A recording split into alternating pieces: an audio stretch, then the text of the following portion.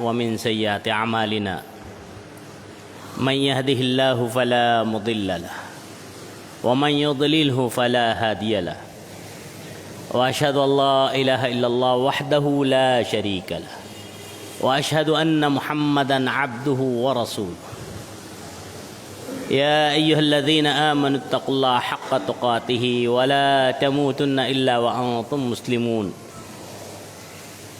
يا أيها الناس اتقوا ربكم الذي خلقكم من نفس واحدة وخلق منها زوجها وبث منهما رجالا كثيرا ونساء واتقوا الله الذي تساءلون به والأرحام إن الله كان عليكم رقيبا يا أيها الذين آمنوا اتقوا الله وقولوا قولا سديدا يصلح لكم أعمالكم ويغفر لكم ذنوبكم ومن يطع الله ورسوله فقد فاز فوزا عظيما أما بعد فإن خير الحديث كتاب الله وخير الهدي هدي محمد صلى الله عليه وسلم وشر الأمور محدثاتها وكل محدثة بدعة وكل بدعة ضلالة وكل ضلالة في النار فأعوذ بالله السميع العليم من الشيطان الرجيم من همزه ونفخه ونفسه بسم الله الرحمن الرحيم شهد الله أنه لا إله إلا هو والملائكة وأولو العلم قائما بالقسط لا إله إلا هو العزيز الحكيم وقال تعالى بسم الله الرحمن الرحيم إنما المؤمنون الذين آمنوا بالله ورسوله ثم لم يرتابوا وجاهدوا في سبيل الله بأموالهم وأنفسهم أولئك هم الصادقون وقال تعالى بسم الله الرحمن الرحيم فمن يكفر بالطاغوت ويؤمن بالله فقد استمسك بالعروة الوثقى لا انفصام لها والله سميع عليم وجاء في الحديث عن عثمان بن عفان رضي الله عنه قال قال رسول الله صلى الله عليه وسلم من مات وهو يعلم أنه لا إله إلا الله دخل الجنة وعن أبي هريرة رضي الله عنه قال قال رسول الله صلى الله عليه وسلم أسعد الناس بالشفاعة من قال لا إله إلا الله خالصا من قلبه رواہ البخاری او کما قال علیہ الصلاۃ والسلام۔ حاضرین جمعہ، نوجوان دوستو، خواتین ملت پردہ نشی ماؤں بہنوں، دیگر معزز محترم موقر حاضرین و سامعین جمعہ، خطبہ مسنونہ کے بعد قرآن حکیم کی سورہ آل عمران، سورہ حجرات کی آیتیں اور ان کے ٹکڑے پڑھے گئے۔ پھر دو روایت جو امام بخاری اور مسلم رحمہ اللہ نے اپنی کتابوں میں صحیح سند سے لائی ہیں، ان احادیث کو آپ کے گوش گزار کیا گیا۔ انہی آیات و احادیث کے تناظر میں کچھ باتیں کلمہ کی شرائط اس عنوان سے رکھنے کی کوشش کروں گا۔ اللہ تبارک و تعالیٰ سے دعا ہے کہ رب کائنات مجھے شریعت کی روشنی میں ہی کہنے اور ہم تمام کو شریعت اسلامیہ پر حتی المقدور عمل پیرا ہونے کی توفیق عنایت فرمائے، آمین۔ اللہ کی حمد و ثنا، ہر قسم کی تعریف و توصیف، تمام قسم کے مبارک کلمات بیان کرنے کے بعد درود و سلام ہو تمام ہی انبیاء و رسول علیہ الصلاۃ والسلام پر، اور خصوصاً بے شمار و انگنت درود و سلام ہو ہمارے آپ کے آخری نبی جناب احمد مجتبیٰ محمد مصطفیٰ علیہ الصلاۃ والسلام پر اور آپ کی آل اولاد پر۔ حمد و صلات کے بعد حاضرین جمعہ، اس بات سے ہم اور آپ واقف ہیں کہ ہمارے معاشرے میں عید الاضحیٰ کے موقع پر اللہ کے حضور نذرانے کے طور پہ لاکھوں قربانیاں پیش کی جاتی ہیں،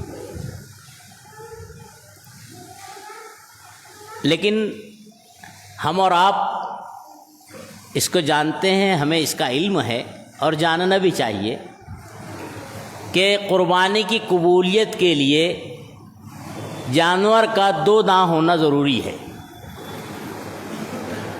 اور اسی طرح قربانی کے شرائط میں سے ایک شرط یہ ہے کہ قربانی نماز عید الاضحیٰ کے بعد ہونی چاہیے۔ اگر ایک مومن اور مسلمان جان بوجھ کر عمدن جانور 2 دانت نہ لینے کی بجائے بغیر دانت کا لے لے اور اسے بطور قربانی کے پیش کرے تو ایسی قربانی مقبول نہیں۔ جانور 2 دانت ہی ہو لیکن قربانی قبل نماز عید الاضحیٰ کے کر دے قربانی مقبول نہیں۔ کیوں کہ قربانی کے شرائط میں سے 2 شرطیں جو اہم ہیں مفقود ہیں۔ اگر یہ 2 شرطیں پائی جائیں گی یا اور اس کے علاوہ جو شرائط ہیں پائی جائے گی تو قربانی درجہ قبولیت کو پہنچے گی۔ ہم اور آپ ہمارے اقربا دوست و احباب میں سے ابھی ماضی قریب میں چند ایسے ہوں گے جو اللہ رب العالمین کے گھر کا دیدار زیارت کا شرف اٹھا کر آئے ہوں گے۔ اللہ رب العالمین ہر حاجی کے حج کو حج مبرور عطا فرما دے، اور جو اس کے خواہش مند ہو پروردگار عالم ان کی خواہش کو جلد از جلد درجہ تکمیل کو پہنچا دے، آمین۔ بہرحال حج کے لیے آپ جانتے ہیں احرام شرط ہے۔ ایک ایسا انسان ہو، ایک ایسا مسلمان ہو جو حج کے اراکین ہیں، ارکان ہیں، ان ارکان کو بڑے اہتمام سے ادا کرے، بیت اللہ کا طواف بھی کرے، مینا میں ٹھہرا رہے، عرفات پہنچ جائے، واپس آ کے پھر مزدلفہ میں ٹھہرا رہے، پورے احکامات کو بحسن خوبی عمل کرے، ارکانات پر عمل پیرا ہو، لیکن حالت احرام میں نہ ہو، اس کا کوئی حج قبول ہوگا؟ نہیں ہوگا۔ خاتون خانہ ہے، اس کے لیے شریعت نے احرام کے لیے الگ سے مخصوص کپڑے متعین نہیں کیے ہیں۔ وہی کپڑا جو پہنتی ہے عام دنوں میں، اگر نیت کر رہی ہے حج یا عمرے کی تو اپنے اسی کپڑے کو احرام کے طور پہ نیتاً سمجھنا ہوگا کہ میں یہ جو کپڑا پہنی ہوں گرچہ یہ روزانہ کا معمول کا کپڑا ہے جو میں عام زندگی میں پہنتی تھی، لیکن اس وقت احرام کی نیت کرتے ہوئے اسے پہن رہی، وہی کپڑا احرام بن جائے گا۔ نیت نہیں کرے گی تو قبول ہوگا حج؟ کپڑا وہی پہنتی ہے، حج قبول نہیں ہوگا۔ اراکین تمام کیے ہیں لیکن احرام نہیں ہے تو مرد کا حج قبول نہیں ہے۔ تیسری مثال، نماز بڑی اعلیٰ اور افضل عبادت ہے نا، ہم اور آپ جانتے ہیں، ہر مسلمان جانتا ہے۔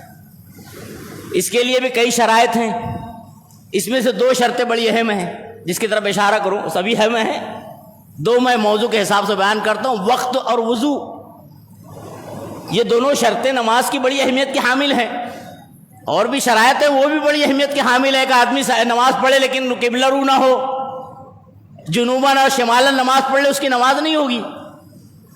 بہرحال وقت اور وضو یہ دونوں بڑی اہم ہیں۔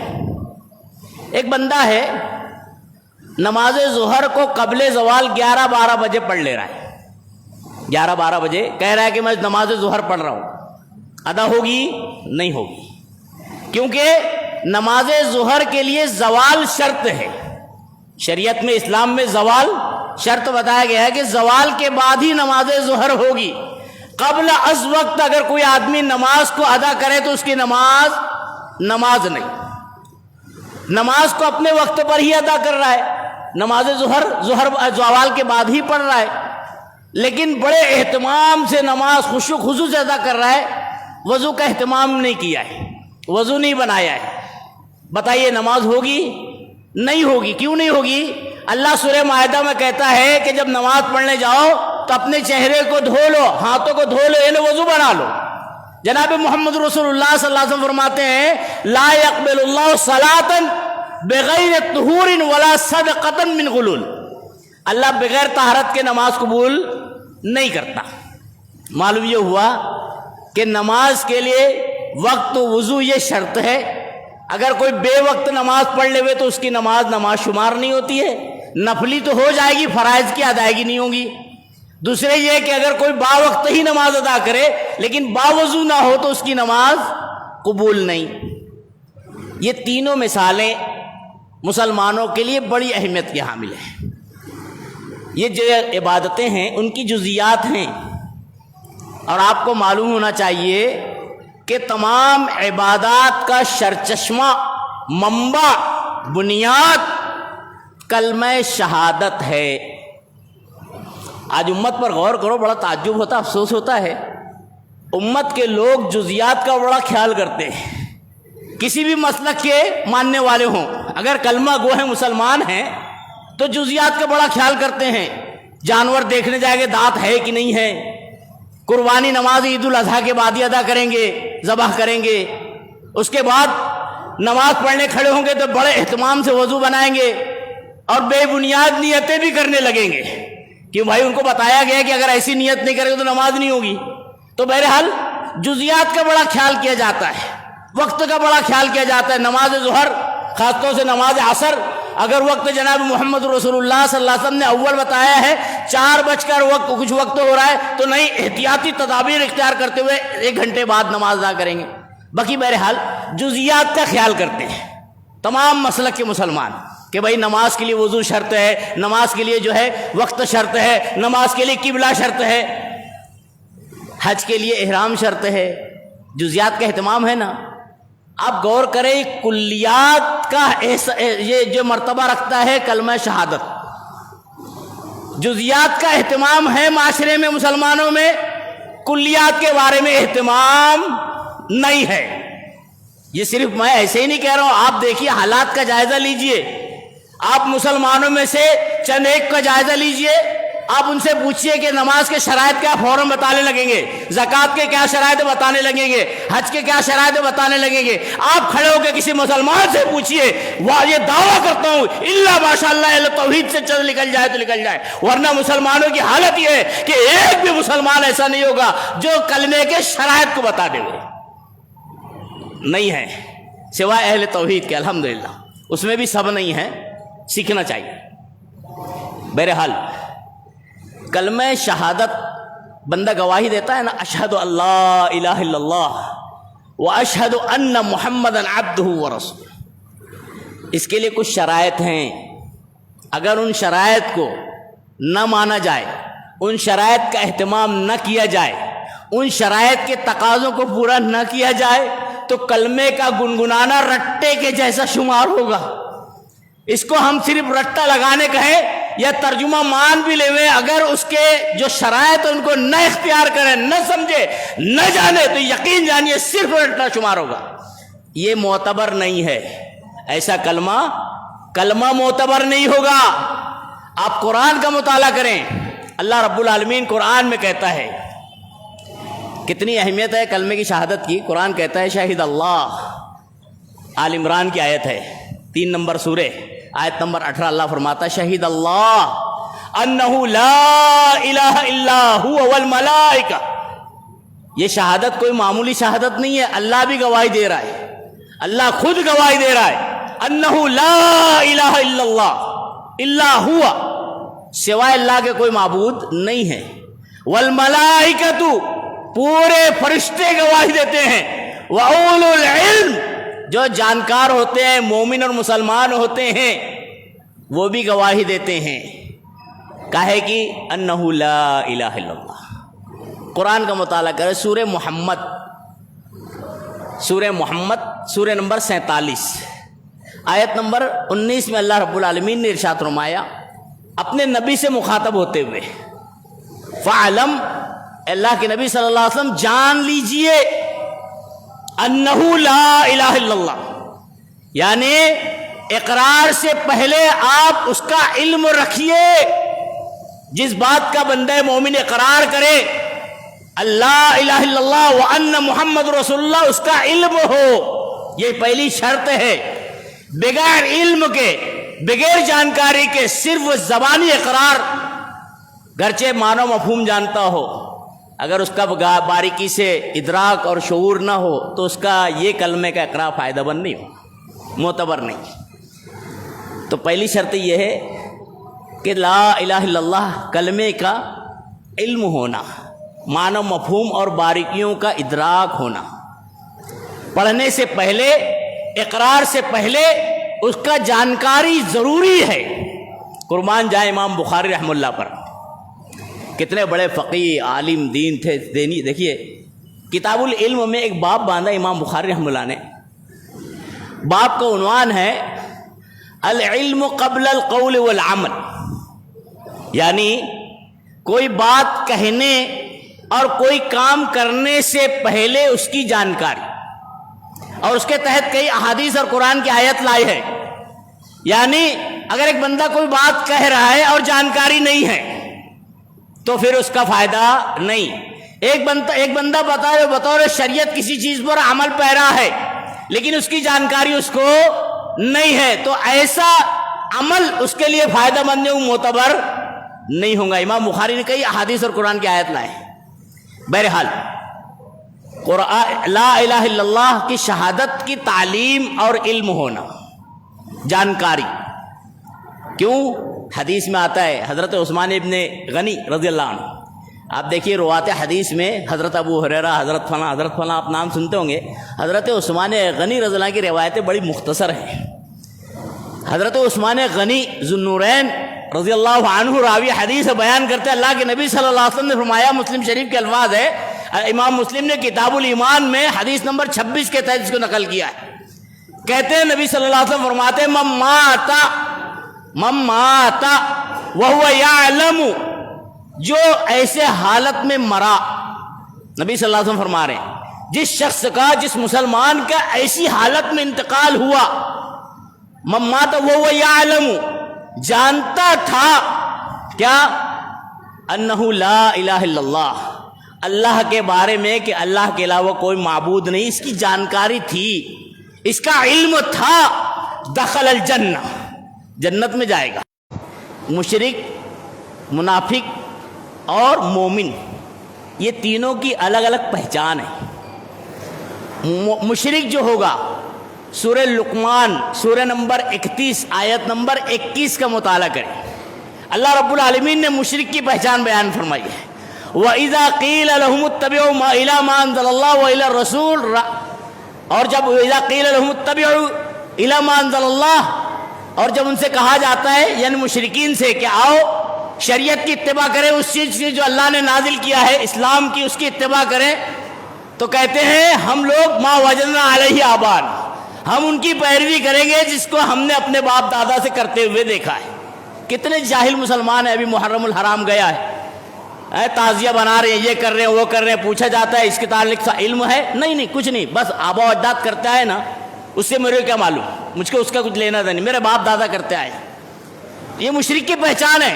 جب ان سے کہا جاتا ہے شریعت پر عمل پیرا ہو تو کہتے نہیں، ہمیں ما وجدنا علیہ آبان، ہم اس کی پیروی کریں گے جس پہ ہمارے آبا و اجداد کو ہم نے دیکھا۔ یہ مشرک۔ منافق، اس کی پہچان بھی ہے، اللہ رب العالمین سورہ نساء میں کہتا ہے، سورہ نساء سورہ نمبر 4 آیت نمبر 61 کا مطالعہ کریں، اللہ رب العالمین فرماتا ہے وَإِذَا قِيلَ لَهُمْ تَعَالَوْا إِلَى مَا أَنزَلَ اللَّهُ وَإِلَى الرَّسُولِ رَأَيْتَ الْمُنَافِقِينَ يَصُدُّونَ عَنْكَ صُدُودًا، جب اللہ اور اس کے رسول کی طرف بلایا جاتا ہے تو منافق ہوں گا جو، وہ کیا کہے گا معلوم، وہ کیا کرے گا، اس کا عمل کردار اللہ بتا رہا ہے، رَأَيْتَ الْمُنَافِقِينَ يَصُدُّونَ عَنْكَ صُدُودًا، آپ سے بھاگنے والے صرف منافق ہوں گے۔ یعنی مشرک ہوگا تو آبا و اجداد کی دہائی دے گا، منافق ہوگا تو رسول کی بات کو نہ مانتے ہوئے، ٹھکراتے ہوئے کسی اور کی بات کو مانے گا، رسول کی بات کا انکار کرے گا، بھاگے گا۔ مومن کی کیا پہچان ہے؟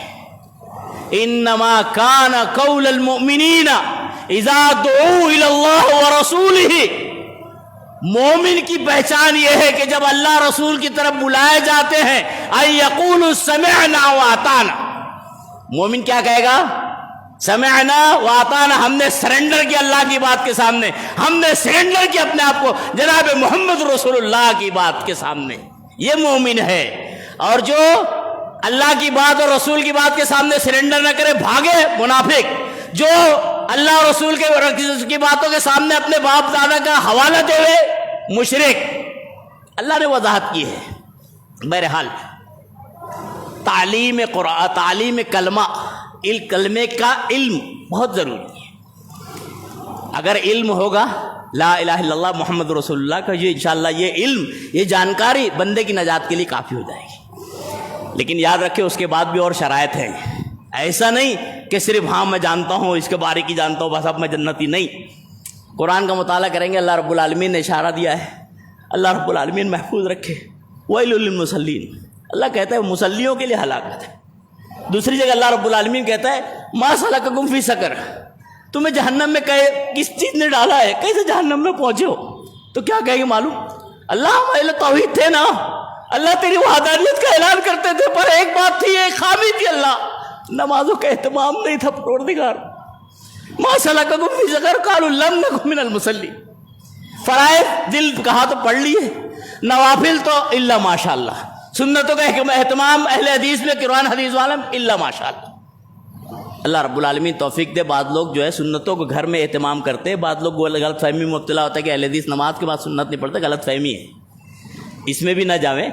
بعض اللہ والے ایسے ہیں جو گھروں میں سنتوں کا اہتمام کرتے ہیں سنت کے مطابق۔ بہرحال اگر کوتاہی ہے تو اللہ رب العالمین ہدایت دے اور کوتاہی کو دور کرنا چاہیے۔ تو علم کلمہ شہادت کا جانکاری۔ دوسری چیز یقین، یقین یعنی کلمے پر یقین۔ کلمہ ہم جو پڑھ رہے ہیں، شہادت دے رہے ہیں، گواہی دے رہے ہیں اشہد اللہ الہ الا اللہ و اشہد ان محمد رسول اللہ، اس پر یقین ہونا چاہیے۔ یقین سمجھ نہیں آتی بندے کو کیسے یقین، اور یقین کی کنڈیشنز کیا ہیں۔ ایک مثال سے بتاتا ہوں۔ ایک جگہ ہے زید، عمر، خالد، تین دوست ہیں۔ زید نے عمر کا موبائل چھین لیا اور بطور گواہی کے خالد کو بلایا گیا، حالانکہ خالد نے عمر کا موبائل چھینتے ہوئے زید کو دیکھا نہیں، اور نہ ہی عمر نے اس کو بتایا ہے کہ زید نے میرا موبائل چھینا، یا زید نے بتایا کہ میں نے عمر کا موبائل چھینا، اس کو اس کا علم بھی نہیں ہے۔ اب گواہی کے لیے بلا لیا گیا، گواہی کے لیے بلایا جاتا ہے، کہتا ہے خالد بتاؤ تم نے دیکھا ہے کہ زید نے عمر کا موبائل چھینا؟ جواب کیا ہوگا خالد کا؟ نہیں بھائی، ایک تو میں نے چھینتے ہوئے دیکھا نہیں، دوسری بات یہ کہ خالد نے یا عمر نے مجھ کو بتایا بھی نہیں کہ میرا موبائل چھینا ہے، یا زید نے مجھے بتایا نہیں کہ میں نے اقرار نہیں کیا کہ میں نے اس کا موبائل چھینا ہے۔ نہ اس کا علم ہے نہ مجھے بتایا گیا ہے۔ جب مجھے اس کا علم نہیں ہے اور گواہی کے لیے بلایا گیا ہے تو پھر میں یقین نہ ہونے کی وجہ سے گواہی نہیں دے سکتا ہوں۔ مومن اور مسلمان وہ ہوتا ہے جو اللہ رسول کی باتوں پر یقین رکھتا ہے، اللہ کو بغیر دیکھے ایمان رکھتا ہے، غیوب پر ایمان ہے، رسول کی باتوں پر ایمان ہے، یقین ہے۔ کیسا یقین؟ اس سے پہلے خطبے میں آپ نے سنا ہوگا، بڑا مشہور واقعہ تھا، امام قرطبی رحمہ اللہ نے نقل کیا ہے، تفصیل کا وقت نہیں ہے، آپ جانتے ہیں، اشارہ دے دوں۔ ایک یہودی سے نبی صلی اللہ علیہ وسلم نے گھوڑا خریدا تھا، قیمت طے ہو گئی تھی، میں اختصار سے بتا رہا ہوں، قیمت طے ہو گئی تھی، نبی صلی اللہ علیہ وسلم گھوڑے پر سوار تھے، کچھ پیسہ دے دیا تھا جو وقت کی اشرفی یا جو وقت کی جو ہے کرنسی تھی۔ اب چل رہے تھے، کچھ دور یہودی سے ایک آدمی اور ملا، کہتا ہے گھوڑا تمہارا ہے؟ بولے ہاں میرا ہے۔ کہتے ہو بیچو گے؟ بولے ہاں۔ نبی صلی اللہ علیہ وسلم سے جو سودا ہوا تھا اس سے کچھ بڑھا کر اس نے سودا کر لیا، اور نبی کریم صلی اللہ علیہ وسلم کو کہا کہ اترو اترو، میں نے گھوڑا یہ اس کو بھیج دیا ہے۔ نبی صلی اللہ علیہ وسلم کہتے ہیں کہ بھائی تم نے گھوڑا مجھے بیچا ہے، کچھ میں نے رقم دی ہے، کچھ باقی ہے، گھر چل کر دینے کا وعدہ کیا ہے، اور تم اب پھر رہے ہو، بدل رہے ہو۔ تو یہودی نے ایک جملہ کہا تھا کہ کوئی ہے گواہ جو گواہی دے ہمارے درمیان کہ میں نے آپ کو بیچا، آپ نے مجھ سے خریدا اور ایسے ایسے سودا ہوا۔ حضرت خزیمہ ابن ثابت رضی اللہ عنہ ایک صحابی رسول ہیں، وہاں سے گزر رہے تھے، پورا مسئلہ سننے کے بعد فوراً کہتے ہیں انی اشہد انک قد بعت، میں گواہی دیتا ہوں کہ تو نے اس گھوڑے کو رسول اللہ صلی اللہ علیہ وسلم کو بیچا۔ گواہی مل گئی، معاملہ ختم ہو گیا۔ بعد میں نبی کریم صلی اللہ علیہ وسلم نے حضرت خزیمہ ابن ثابت رضی اللہ عنہ سے پوچھا کہ خزیمہ تم وہاں موجود نہیں تھے جب ہمارا خرید و فروخت ہوا تھا، لین دین جب ہوا تھا تم تو تھے نہیں، کیسے تم نے گواہی دی؟ قربان جائے ہمارے اسلاف پر یہ بہت بڑا سبق ہے امت اسلام کے لیے، مسلمانوں کے لیے، کہتے انی اشہد علی خبر السماء، اللہ کے نبی صلی اللہ علیہ وسلم آسمان کی خبروں پر گواہی دیتا ہوں، دیکھتا نہیں ہوں، فرشتے میں دیکھتا نہیں، میرے پاس نہیں آتے، مجھے احساس نہیں ہوتا، لیکن اللہ کے نبی صلی اللہ علیہ وسلم آپ کی باتیں برحق ہے، قرآن برحق ہے، آپ رسول برحق ہے، میں گواہی دیتا ہوں۔ وَكَيْفَ لَا أَشْهَدُ عَلَى هَذَا الْيَهُودِ، جب میں ایسی باتوں پہ گواہی دیتا ہوں مجھے اتنا یقین ہے، تو اس یہودی جو ایرا گہرا اس کے اوپر کیوں نہ خبر کہ آپ کی گواہی دے دوں۔ بہرحال گواہی یقین کے ساتھ ہونا چاہیے، یقین کتنا مضبوط ہونا چاہیے۔ اس کا فائدہ کیا ہے جانتے ہیں؟ اگر آدمی کلمہ شہادت کو علم کے بعد اور یقین کے ساتھ گواہی دے، فائدہ کیا ہے؟ جنت میں داخلے کا سبب بنتا ہے۔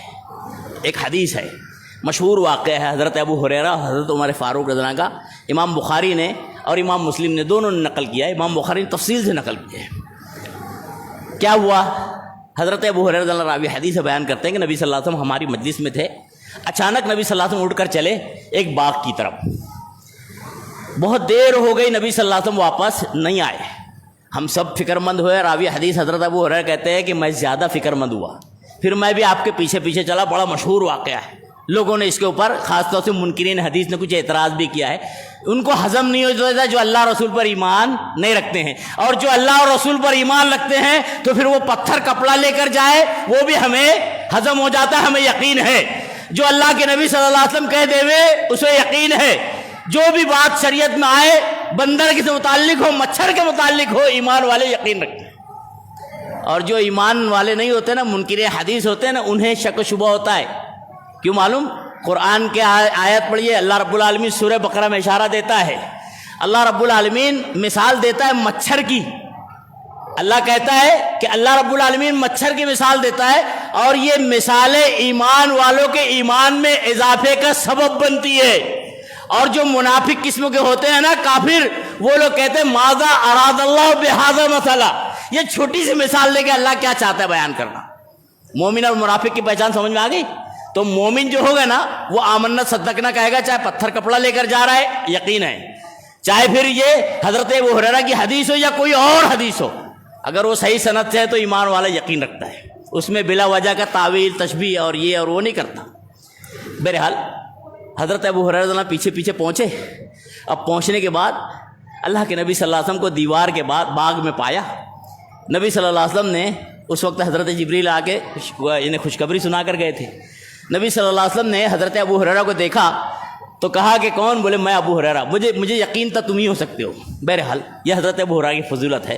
اس کے بعد نبی صلی اللہ علیہ وسلم نے فرمایا کہ اب یہ میرا ایک نشانی چپل کے طور پہ آپ نے دی، نعلین آپ نے دیا، لیکن نعلین کو جو ہے سر پہ رکھنا اور یہاں مساجد میں لٹکانا یہ اسلام نہیں ہے۔ بعض لوگوں نے نعلین کو نعوذ باللہ کہاں کہاں لٹکا دیا، نشانی کے طور پہ دیا۔ نبی صلی اللہ علیہ وسلم نے جاؤ اور کہو من لقیت من هذا الحائط وراء هذا الحائط، جو بھی تم کو اس دیوار کے پیچھے ملے فبشرہ بالجنہ، اس کو جنت کی خوشخبری سنانا۔ کس کو؟ مستیقنا قلبہ من قلبہ، دو روایتیں، دل کے یقین کے ساتھ کلمے کی شہادت اور گواہی دیتا ہو تو اس کو جنت کی خوشخبری سنانا۔ بات سمجھ رہے ہیں؟ ملاقات کرنے والے حضرت عمر رضی اللہ عنہ تھے۔ پھر ایک واقعہ ہوا، حضرت عمر نے ان کو مار دیا، کیوں؟ یہ کیا ہے؟ پھر نبی صلی اللہ علیہ وسلم نے کہا کہ ہاں عمر لوگوں کا عمل کر رہے تھے۔ بہرحال تفصیل واقعہ ہے۔ تو اس میں حدیث میں کیا ہے؟ جو یقین مستیقنا قلبہ اور مستیقنا من قلبہ، دل کے یقین کے ساتھ اگر کلمے کی شہادت دیتا ہے تو اس کے جنت میں داخلے ہونے کی خوشخبری سنا دو۔ یہ دوسری شرط ہے۔ تیسری شرط ہے اخلاص۔ اخلاص کیا ہے؟ اخلاص خلوص سے بنا ہوا ہے، اور خالص پیور کو کہتے ہیں۔ آج ہمارے معاشرے میں دیکھنے میں آتا ہے کسی بھی ڈیزل اور پیٹرول کی دکان پہ اس پہ لکھتا ہے پیور، اور پھر بھی پیور نہیں ہوتا ہے۔ لیکن جو اس کی اصطلاح ہے نا خالص، خالص کے معنی پیور۔ دودھ میں ایک قطرہ بھی پانی نہ ہو تو وہ دودھ پیور دودھ۔ اگر ایک قطرہ، دو قطرہ، 1 لیٹر، آدھا لیٹر، 1 گلاس، آدھا گلاس، کتنا بھی ملا دیا گیا ہو تو پھر دودھ خالص نہیں ہے۔ یہ خالص سے اخلاص بنا ہوا ہے، یعنی اللہ کی بندگی، کلمے کی شہادت اور گواہی اخلاص کے ساتھ، اخلاص کیا ہے؟ یعنی خالص گواہی، کسی قسم کی آمیزش نہیں۔ اگر بندہ کلمے کی گواہی تو دے رہا ہے، اشہد اللہ الہ الا اللہ و اشہد ان محمد رسول اللہ کا اقرار کر رہا ہے، جیسے مسلمانوں میں معاشرے میں ہے، کلمہ گو مسلمان ہیں، لیکن ساتھ ہی ساتھ آمیزش بھی کر رہا ہے۔ آمیزش یعنی ملاوٹ۔ اور آپ کو معلوم ہے شرک شراکت سے بنا ہوا ہے۔ شراکت کے معنی پارٹنرشپ کے ہوتے ہیں، عربی میں شراکت کہتے ہیں، اردو میں یا انگلش میں پارٹنرشپ کہتے ہیں، کاروبار میں پارٹنرشپ، فلاں میں پارٹنرشپ، اس کو شراکت کہتے ہیں، اور اسی سے شرک بنا ہوا ہے۔ یعنی اللہ کی بندگی الوہیت میں کسی بھی قسم کی آمیزش اور شراکت نہ کی ہو، مخلص ہو بندگی میں، اللہ کی عبادت میں مخلص ہو، تو اخلاص یہ اس کے نجات کا سبب بنے گا۔ سورہ بینہ میں اللہ کہتا ہے وَمَا أُمِرُوا إِلَّا لِيَعْبُدُوا اللَّهَ مُخْلِصِينَ لَهُ الدِّينَ۔ ایک حدیث بیان کرنے سے پہلے وضاحت کر دوں، میں نے شروع میں کہا تھا کلمے کا اقرار، کلمہ شہادت کا اقرار میں انکار اور اثبات دونوں چیزیں یہ بہت اہم ہے۔ اگر بندہ اقرار کرتا ہے اور انکار نہیں کرتا تو اس کا اقرار نہیں ہے۔ کیوں؟ کلمے پڑھیا لا الہ الا اللہ، ترجمہ کیا ہے؟ نہیں ہے کوئی معبود سوائے اللہ کے۔ یعنی بندہ اقرار کر رہا ہے پہلے کس چیز کا؟ انکار کا اقرار ہے، یعنی اللہ کے علاوہ کوئی معبود نہیں ہے۔ اگر ایک بندہ اللہ کو کی بندگی کر رہا ہے، ساتھ میں فلاں کو حاجت روا، فلاں کو مشکل کشا، فلاں کو بیٹا نوازنے والا، فلاں کو رزق نوازنے والا، یہ گمان کرتا ہے تو لا الہ کا اقرار نہیں ہے۔ کیونکہ لا الہ کا معنی یہ ہوتا ہے اللہ تیرے علاوہ کوئی حاجت روا مشکل کشا نہیں ہے، یہ نہ گمان کرے کہ معبود۔ بہت سے لوگ سوچتے ہیں کہ غیر اللہ ہی مراد ہو سکتے ہیں۔ نہیں بھائی، آپ مشرکین مکہ جن کی عبادت کرتے تھے نا، ان کی تحقیق کیجئے۔ یہی نہیں، حضرت نوح علیہ السلام کی زندگی ان کی قوم سے شرک شروع ہوا ہے، جو شرک کے ذرائع بنے، اسباب بنے ہیں، ان کی زندگیوں کا مطالعہ کیجئے۔ لات، منات، یغوث، عزا اور ان کے مشرکین مکہ کے عزا، حبل، ان کی تحقیق کیجئے، معلوم ہوگا کہ یہ جتنے بھی لوگ گزرے ہیں ان میں اکثر و بیشتر اللہ والے نیک لوگ تھے، اور لوگ انہی نیک لوگوں کو اللہ کا شریک ٹھہراتے تھے۔ اسی کو اللہ رب العالمین نے شرک گردانا ہے۔ اسی کے بارے میں کہا ہے کہ لا الہ۔ یہ سب فرق کیا ہے پتہ ہے؟ وہاں لات، منات، عزا، یغوث، آج یہاں پہ غوث اعظم، کتب اور فلاں، وہاں پہ بھی شخصیت، یہاں پہ بھی شخصیت، اور غیروں کے نزدیک بھی شخصیت ہی ہے۔ آپ یہ غور کریں، اگر صرف پتھر پوجنا مقصود ہوتا ہمارے برادران وطن کو تو ہمالیہ کو پوچھتے تھے نا، سب سے بڑا پتھر۔ لیکن پتھر پوجنا مقصود نہیں ہے، پتھر کے پیچھے جو شخصیت چھپی ہے اس شخصیت کی عبادت مقصود ہے، اسی لیے وہ لوگ مجسمہ بناتے ہیں۔ اور آج ہمارے یہاں معاشرے کے اندر اگر قبر پوجنا مقصود ہوتا تو قبرستان میں کئی قبریں ہیں، وہ لوگ اس کو چھوڑ کے مخصوص ایک قبر کے پاس کیوں جا رہے ہیں؟ مراد ہے شخصیت۔ اور لات، منات، عزا، یغوث، چاہے وہ نوح علیہ السلام کے قوم کے لوگ مانتے ہو، چاہے مشرکین مکہ، ان تمام کے پیچھے بھی شخصیت ہی مراد تھی، اور اللہ نے اسی کا انکار کرنے کو کہا ہے لا الہ الا اللہ۔ پہلے تمام کا انکار، کسی کوئی حیثیت نہیں ہے، اللہ رب العالمین مسبب الاسباب ہے، اللہ رب العالمین مختار کل ہے، کسی کو کوئی حیثیت نہیں ہے۔ ایک نقطہ بتا دو، اس کے بعد اپنی بات سمیٹ لے دو۔ بعض لوگ کہتے ہیں یہ اللہ سے دیے ہوئے عطائی ہیں، یہ گمراہی پھیلائی جاتی ہے۔ بھائی یہ حقیقت میں کچھ دینے والے نہیں، عطائی ہیں، یعنی اللہ نے انہیں دیا ہے، یہ تقسیم کرنے والے ہیں۔ ایک گمراہی پھیلائی جاتی ہے اس جملے سے۔ آپ ایک بات سوچیں، یہ کسی کا ولی ہونا ہے تو اللہ ہی جانتا ہے، پوری دنیا کے لوگ بھی مل کر کسی ایک کو ولی اللہ گردان دے ہوئے یہ ہو ہی نہیں سکتا، اللہ ہی بہتر جانتا کون ولی ہے کہ نہیں۔ دوسرے، اللہ نے عطا کیا ہے، کسی نے دیکھا، کب ملا، کہاں پہ دیا گیا، کون سی دلیل ہے، کس کو بانٹنے کے لیے دیا گیا، شریعت میں کچھ ہے کہ نہیں ہے؟ صرف عطائی بول کے مسئلہ حل نہیں ہو سکتا ہے نا۔ بہرحال لا الہ الا اللہ، جب انکار ہو جائے گا تو اللہ اقرار کو قبول کرے گا۔ جب لا الہ کہیں گے اس کے بعد الا اللہ، جب اللہ رب العالمین اس کو کلمے کو قبول کرے گا، یہ میں نہیں کہہ رہا ہوں، قرآن کہہ رہا ہے۔ سورہ بقرہ سورہ نمبر 2 آیت نمبر 256 کا مطالعہ فرمایا، اللہ رب العالمین فرماتا ہے فَمَن يَكْفُرْ بِالطَّاغُوتِ وَيُؤْمِن بِاللَّهِ، جو طاغوت کا انکار کر دے وے۔ طاغوت سے علماء اور مفسرین نے کہا ہے کہ جتنی بھی غیر اللہ کی پرستش ہوتی ہے، جو بھی طریقے سے، جو بھی صورت میں، ان تمام پرستشوں کا انکار کرے گا، وہ طاغوت کا انکار کرے گا۔ فَمَن يَكْفُرْ بِالطَّاغُوتِ، طاغوت کا انکار کرے، وَيُؤْمِن بِاللَّهِ، اور اللہ پر ایمان رکھے، تو انشاءاللہ فَقَدِ اسْتَمْسَكَ بِالْعُرْوَةِ الْوُثْقَىٰ، اس نے مضبوط کڑے کو تھاما۔ اور جو ایسا نہ کرے، اس نے مضبوط کڑے کو تھاما نہیں اور ایسے ہی ڈاواں ڈول میں زندگی چلی گئی۔ کلمہ شہادت کو اعلان تو کرتا تھا، پڑھتا تو تھا، اس کے شرائط کو نہ جانا، نہ غور و فکر کیا، ایسے ہی زندگی گزر گئی، تو مجرم۔ اگر جانا، بوجھا، پہچانا اور اس کے بعد شریعت کے خلاف شرکیہ اعمال کرتا ہوا گزرا تو مجرم، دونوں طرح سے مجرم ہی ٹھہرے گا۔ اور دوسرے نمبر کا جو مجرم ہوگا، اس کی مثال کیسے معلوم ہے؟ ایک آدمی ہے جو بڑے اہتمام سے وضو کر رہا ہے، وضو بڑے اہتمام سے کر رہا ہے، اور وضو کرنے کے بعد جان بوجھ کر ہوا کا خروج کر رہا ہے، ریح نکال رہا ہے، اور اس کے بعد اللہ اکبر کہہ کر کھڑا ہو رہا ہے۔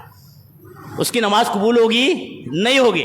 اہتمام سے وضو کیا، جان بوجھ کر ہوا نکالا، اور اس کے بعد اللہ اکبر کہہ کر نماز ادا کر رہا ہے، اس کی نماز نہیں۔ ایسے ہی مسلمانوں کی حالات اور مثال ہے کہ جان بوجھ کر کچھ لوگ اللہ کے ساتھ شریک کر رہے ہیں، کچھ لوگ لا علمی میں یا تو جو ہے جانکاری نہیں لینا چاہتے ہیں، جو ایک مومن اور مسلمان کی ذمہ داری ہے۔ انشاءاللہ موقع رہا تو آئندہ اس کی تفصیل رکھی جائے گی۔ اللہ رب العالمین سے دعا کرتے ہیں، اللہ رب العالمین ہمیں کلمہ شہادت کے اقرار کے ساتھ ساتھ اس کے جو شرائط ہیں، اس کے جو تقاضے ہیں، ان شرائط اور تقاضوں کو پورا کرنے کی توفیق بھی عطا فرما دے۔ اللہ رب العالمین کہنے سننے سے زیادہ عمل کی توفیق عطا فرما دے۔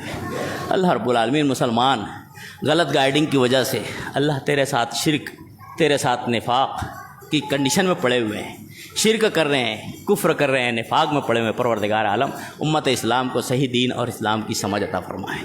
صحیح دین اور اسلام کی سمجھ کے بعد پروردگار عالم ہمیں صحیح دین اور اسلام پر چلنے کی توفیق بھی عطا فرما دے۔ اللہ رب العالمین مسلمانان عالم پریشانی سے دوچار ہیں، خاص طور سے اہل فلسطین، اہل غزہ، اہل شام، اور جہاں بھی مسلمان پریشان ہوں، پروردگار عالم ان کے پریشانی کو دور فرماتے ہیں۔ اہل اسلام کی، مسلمانوں کی، موحدین کی اللہ رب العالمین امداد اور نصرت عطا فرماتے ہیں۔ اللہ رب العالمین مسلمانان ہند بھی پریشانی سے دوچار ہیں۔ اللہ رب العالمین ہمارے خلاف سازشیں کی جا رہی ہیں، اللہ سازش کرنے والوں کو ان کی سازشوں میں ناکام و نامراد بنا دے۔ اللہ رب العالمین ہم میں بھی جو پریشانی سے دوچار ہو، اللہ اس کے پریشانی کو دور فرما دے۔ اللہ پریشانی مالی ہو، اللہ اس کے رزق حلال میں کشادگی اور برکت عطا فرما دے۔ اللہ رب العالمین پریشانی اگر اولاد کے تعلق سے ہو، اللہ رب العالمین ان کی اولاد کو رائے ہدایت عطا فرما دے۔ پریشانی پروردگار عالم اولاد کے نہ ہونے کے تعلق سے ہو، اللہ رب العالمین ایسے زوجین کو، جوڑوں کو اولاد نرین عطا فرما دے۔ اللہ رب العالمین پریشانی اگر کسی کو بیماری کے تعلق سے ہو، اللہ رب العالمین اسے صحت کاملہ عاجلہ نصیب عطا فرما دے۔ اللہ رب العالمین ہم میں جو گزر گئے ہوں چھوٹے بڑے، اللہ رب العالمین ان کی کروٹ مغفرت عطا فرما دے، ان کی قبروں کو نور سے منور فرما دے۔ الہ العالمین جب تک ہمیں اس دنیا کے حقیقی دین اور ایمان پر قائم اور دائم رکھے، الہ العالمین ہمارا خاتمہ بھی حقیقی دین اور ایمان پر ہی فرما دے۔ آمین۔ اقول قولی ھذا واستغفر اللہ لی ولکم ولسائر المسلمین انہ تعالی جواد کرم بر رؤوف رحیم فاستغفروہ انہ هو الغفور الرحیم۔